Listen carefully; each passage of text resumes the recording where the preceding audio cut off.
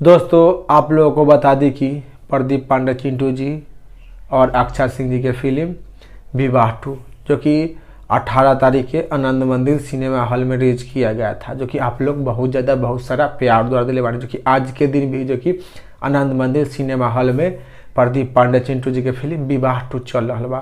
तो आप लोग नीचे कमेंट के माध्यम से बताई कि किन किन दर्शक लोग अभी तक प्रदीप पांडे चिंटू जी के फिल्म विवाह 2 देख ले वाली। अगर जिन दर्शक लोग अभी तक प्रदीप पांडे चिंटू जी के फिल्म विवाह 2 न देख ले बानी, उन दर्शक लोग से रिक्वेस्ट बा कि आप लोग भी जाइए अपना सिनेमा घर में और प्रदीप पांडे चिंटू जी और अक्षय सिंह जी के फिल्म विवाह 2 देखी और देखकर नीचे कमेंट बॉक्स में बताइए कि आप लोगों को देखने में कैसा लगा। काहे कि प्रदीप पांडे चिंटू जी के फिल्म विवाह 2 फुल्ली पारिवारिक फिल्म बा, अश्लीलता से बच कर बा। आप लोग पूरा परिवार एक साथ सिनेमा घर में जाकर देख सकत बानी। तो आप लोग को एक छोटा सा जानकारी बतावे के रहे। अगर आप लोग प्रदीप पांडे चिंटू जी से जानकारी और आगे ज़्यादा जानना चाहते हैं तो आप लोग हमनी के चैनल यादव में हिट भोजपुरी न्यूज़ के सब्सक्राइब कर दी, वीडियो के लाइक कर दी। अगर आप लोग ये वीडियो फेसबुक पेज पर देखें तो फेसबुक पेज के भी फॉलो कर ली। चलिए फिर से मिलेंगे अगले वीडियो में।